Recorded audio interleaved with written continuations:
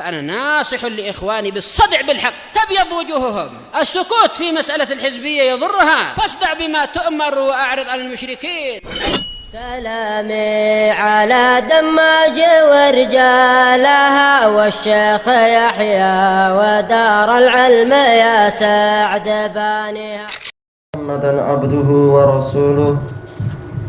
اللهم صل على محمد عبدك ورسولك وعلى alihi wa ashabihi ajma'in, amma ba'd.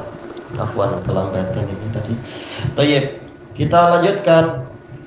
Kita masuk kepada tafsir ayat yang ke-123, 133, 134. Qala Allah Ta'ala fi kitabihil karim, am kuntum syuhada'a id hadara Ya'qubal maut. Ataukah kalian menjadi saksi ketika Yakub dihadiri oleh kematian? Id qala li banihi ma ta'buduna min ba'di. Ketika dia berkata kepada anak-anaknya, apa yang kalian sembah sepeninggalku? Dia bertanya, qalu na'budu ilahaka wa ilaha abaika Ibrahim wa Ismail wa Ishaq. Mereka mengatakan, kami menyembah sesembahanmu dan sesembahan, tentunya ini dan bukan maksudnya sesembahan ada dua, tapi ini adalah atful mutaradifain, yaitu atof dari dua perkara yang sama. Sesembahanmu, yang mana dia itu adalah sesembahan nenek moyangmu juga, Ibrahim, Ismail dan Ishak. Ilaha wahidaw wa nahnu lahu muslimun, sebagai satu sesembahan saja, dan kami berserah diri kepadanya, kami adalah orang-orang muslim. Tilka ummatun qad khalat laha ma kasabat wa lakum ma kasabtum wa la tusaluna amma kanu ya'malun. Mereka itu adalah umat yang telah berlalu. Mereka mendapatkan apa yang mereka perbuat, dan kalian memperolehi apa yang kalian kerjakan, dan kalian tidak ditanya tentang apa yang dulu mereka lakukan. Qala al-Imam Ibnu Katsir rahimahullah, yaqulu ta'ala muhtajjan 'alal musyrikin. Allah Ta'ala berfirman untuk membantah kaum musyrikin, minal arabi abna'i Ismail, musyrikin Arab dari keturunan Ismail, wa 'alal kuffari min bani Israil, dan juga untuk membantah orang-orang kafir dari keturunan Israel. Wa huwa Ya'qub bin Ishaq ibni Ibrahim alaihimussalam. Israel adalah Yakub bin Ishak bin Ibrahim alaihimussalam. Mendebat dengan cara apa hujahnya? Bi anna Yaqub lamma hadarathul wafah, bahwasanya Yakub tatkala beliau dihadiri oleh kematian, yaitu tanda-tanda kematian, wasabanihi bi ibadatillahi wahdahu la syarikalah. Beliau berwasiat kepada anak-anaknya untuk menyembah Allah semata, tiada sekutu baginya. Berarti apa? Tidak berdoa pada yang lain, tidak menyembelih untuk yang lain, tidak bergantung kepada yang lain, tidak takut dan berharap kepada yang lain, dan seterusnya. Seluruh ibadah hanya untuk Allah.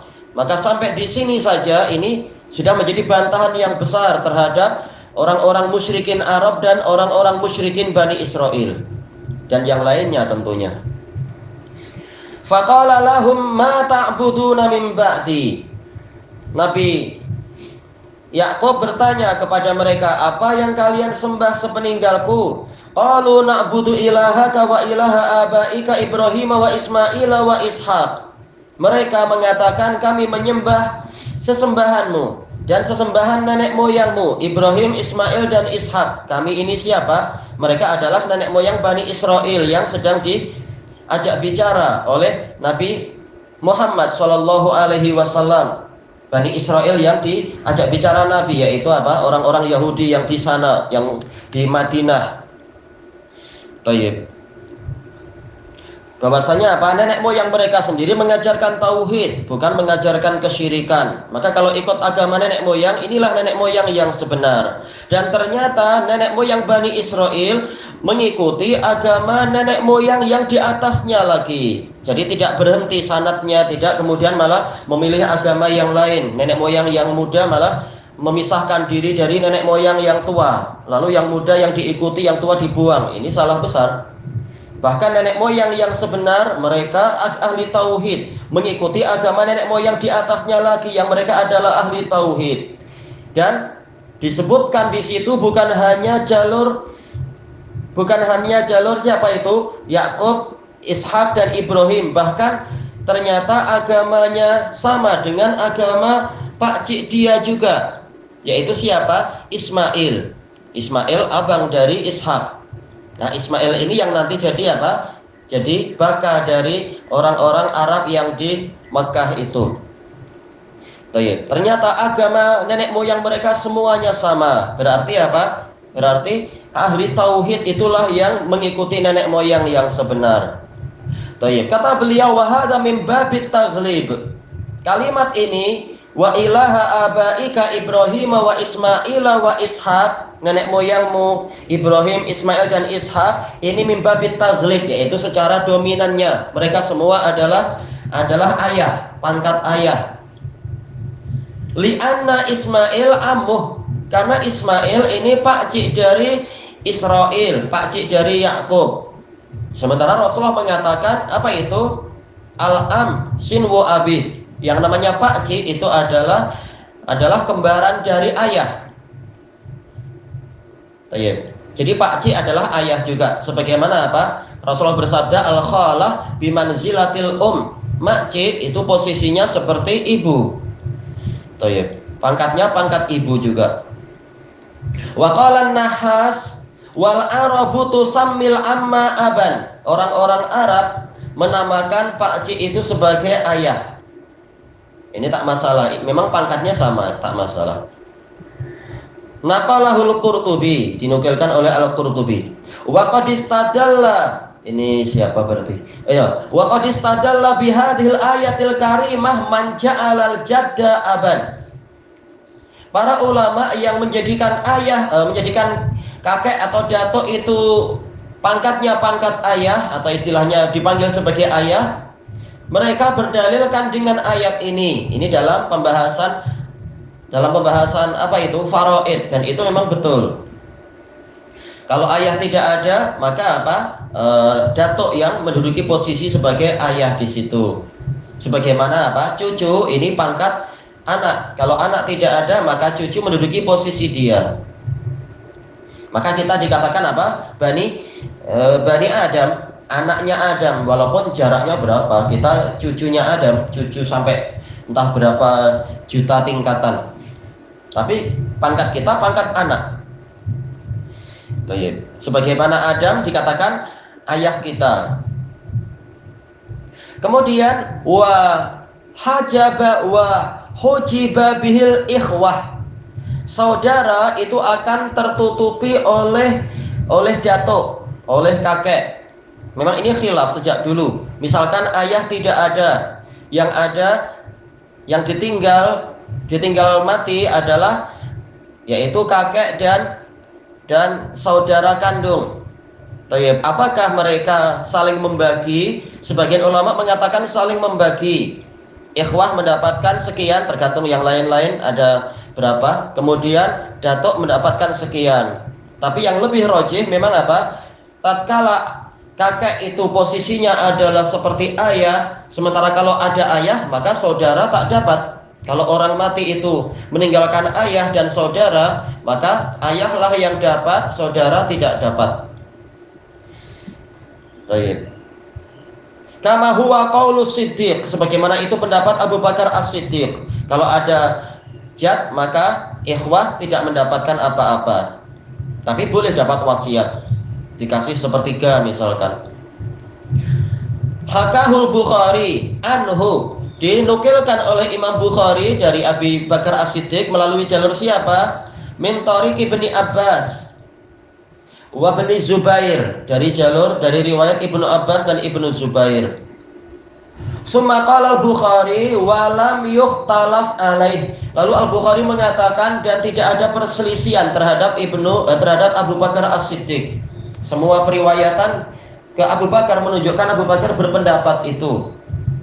Sebagaimana ayah itu akan menghalangi saudara laki-laki, demikian pula kakek menghalangi saudara laki-laki kalau ayah tidak ada. Wa alaihi zahabat Aisyatu ummul mukminin, dan inilah pendapat Aisyah ummul mukminin. Wa bihi yaqulul Hasanul Basri wa Tawus wa Atha, dan ini juga pendapat para ulama tadi. Al Hasanul Basri dari Basrah Irak, Tawus bin Kaisan dari Yaman, Atha ini ahli Madinah.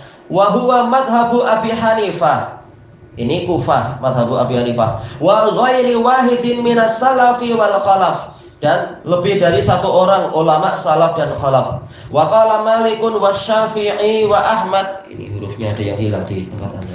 Syafi'i. Fil masyhuri anhu annahu yuqasimul ikhwah. Adapun kalau Imam Malik, Imam Syafi'i dan Imam Ahmad, untuk pendapat yang masyhur dari Imam Ahmad adalah bahwasanya kakek atau dato itu saling berbagi dengan saudara orang yang mati. Wa huqiya dzalika an Umar wa Utsman wa Ali wa Ibnu Mas'ud, dan pendapat kedua ini diriwayatkan dari Umar, Utsman, Ali dan Ibnu Mas'ud, wa Zaid ibnu Sabit wa jama'atin minas salafi wal khalaf, dan sejumlah ulama salaf dan khalaf. Wahtarahu sahiba Abi Hanifah, dan dipilih oleh dua murid Abu Hanifah, Al-Qadhi Abu Yusuf wa Muhammad ibnul Hasan. Dua-duanya menyelisihi Abu Hanifah. Baik, walaupun kali ini yang betul adalah Abu Hanifah dan yang lain-lain tadi. Litakririhi maudhi'un akhar, untuk menetapkan dua madhab ini, yaitu meneliti madhab ini itu di tempat yang lain, yaitu dalam pembahasan surat An-Nisa insyaallah. Wa qauluhu ilaha wahida, firman Allah Ta'ala menukilkan ucapan anak-anak Yakub, yaitu satu sesembahan saja. Ainu wahiduhu bil uluhiyah, kami menunggalkan dia dengan uluhiyah, bukan robban wahidah tapi ilaha, yaitu apa? Betul-betul menyembah satu saja, bukan sekedar meyakini Tuhan satu tapi menyembah yang lain juga, bukan, betul-betul hanya menyembah satu sesembahan saja. Wala nusyriku bihi syai'an ghairah, kami tidak menserikatkan yang lain dengannya sedikit pun. Wa nahnu lahu muslimun, dan kami Islam kepada Allah. Kami adalah orang-orang yang berserah diri pada Allah, bukan malah menyerahkan diri pada jin atau patung atau apa aja yang selain Allah itu. Ai muti'una khadi'un, yaitu kami taat dan kami tunduk patuh.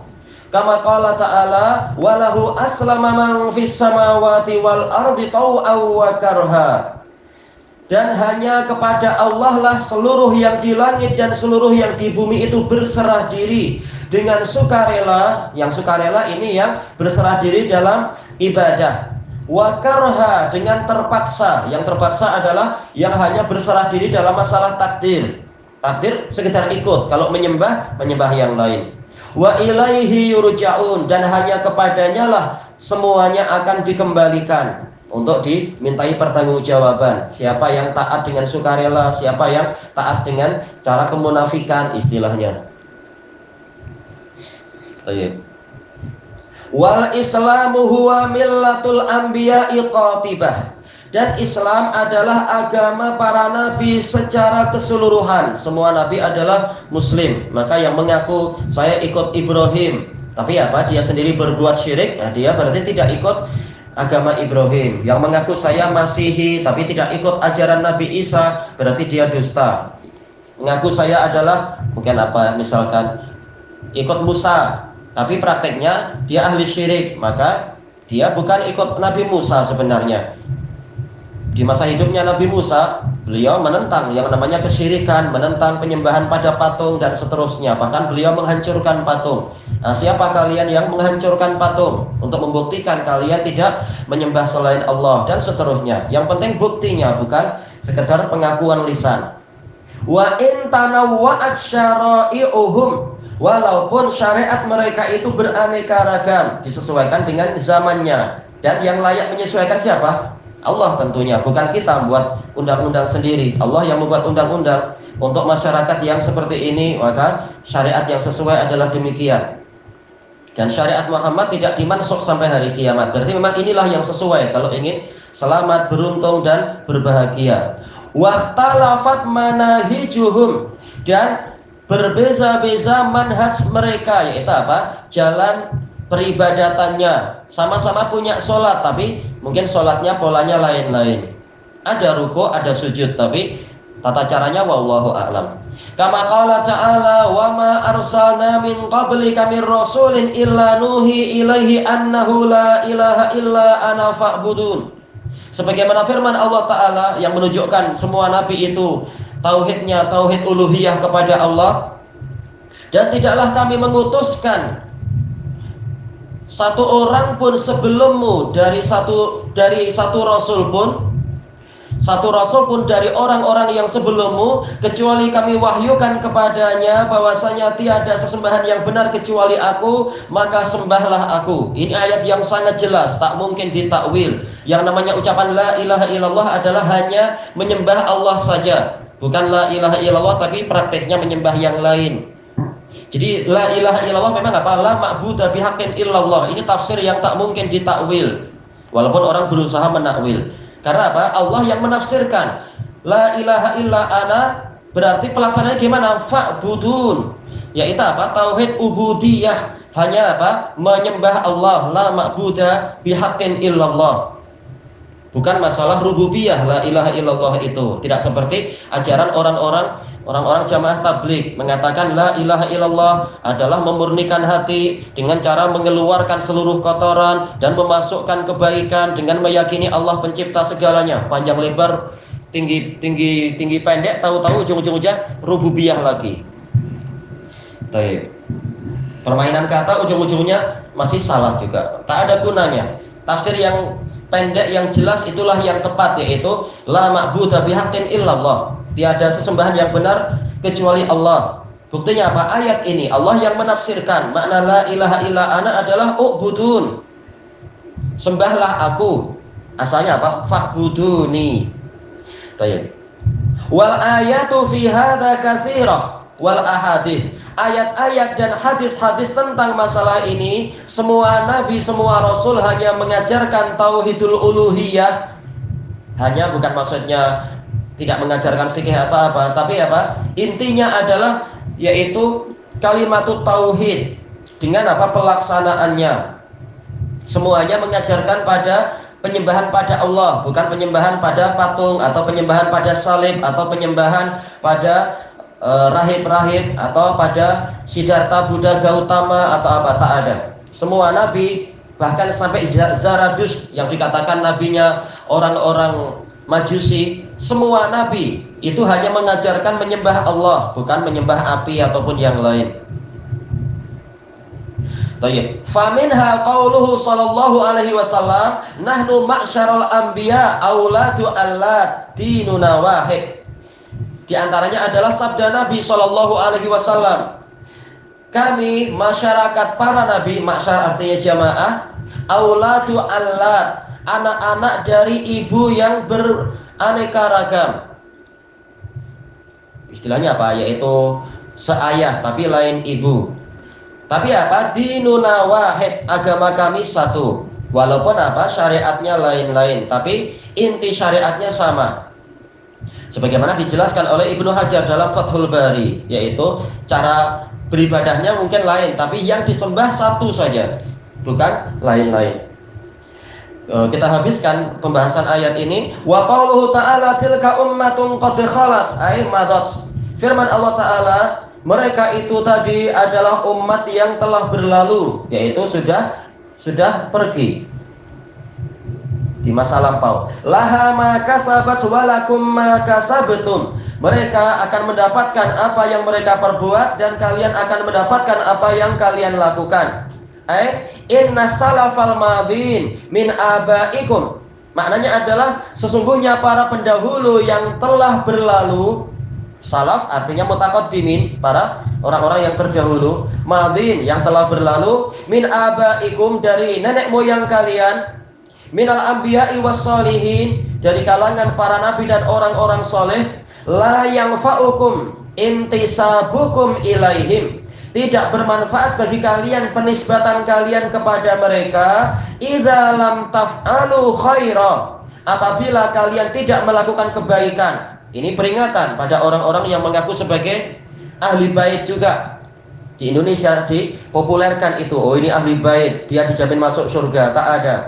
Berapa banyak orang Quraisy tapi ternyata apa? Dia dilaknat oleh Allah disebabkan tidak taat kepada Nabi Muhammad sallallahu alaihi wasallam. Jadi semata-mata dikatakan kami masih keturunan Nabi, masih keluarga Nabi, itu tidak bermanfaat apabila kalian sendiri tidak melakukan kebajikan yang diajarkan oleh Nabi itu sendiri. Ya'udu naf'uhu alaikum, yang mana manfaatnya akan kembali kepada kalian. Fa inna lahum a'malahum allati amiluha, karena mereka, nenek moyang kalian, memiliki amalan-amalan, mereka akan mendapatkan hasil dari amalan mereka yang mereka kerjakan. Walakum a'malukum, dan kalian mendapatkan hasil dari amalan kalian. Jadi apa? Jangan kalian mengatakan walaupun kami tak beramal, tapi nenek moyang kami beramal, kami akan dapat hasil dari amalan mereka. Tak ada. Masing-masing mendapatkan hasil dari amalannya sendiri-sendiri. Para nabi beramal untuk diri sendiri, kalian beramal untuk diri kalian sendiri. Masing-masing diciptakan untuk beramal. Allah Ta'ala berfirman, walikullin darajatum mimma amilu. Setiap orang mendapatkan derajat-derajat sesuai dengan yang mereka amalkan, bukan hasil amalan orang lain. Baik. Wala tus'aluna amma kanu ya'malun, dan kalian tidak ditanya tentang apa yang mereka amalkan. Kalau ditanya saja tidak, bagaimana justru kalian mendapatkan manfaat dari amalan mereka? Ditanya saja tidak. Masing-masing mengurus diri sendiri. Sebagaimana nanti di hari kiamat semua nabi mengatakan nafsi, nafsi, nafsi, saya urus diri saya sendiri. Wa qala Abul Aliyah wa Rabi' wa Qatadah, tilka ummatun qad khalat, yakni Ibrahim wa Ismail wa Ishaq wa Yaqub wal asbat. Maksud mereka itu siapa? Yaitu Ibrahim, Ismail, Ishak, Yakub, dan anak-anak Yakub, dipanggil sebagai asbat.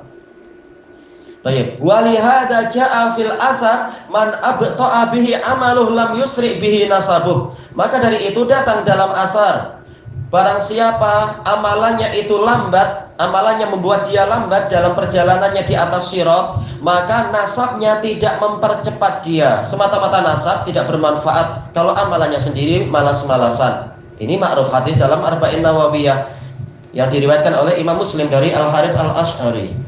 Tayyib ilahuna wallahu a'lam.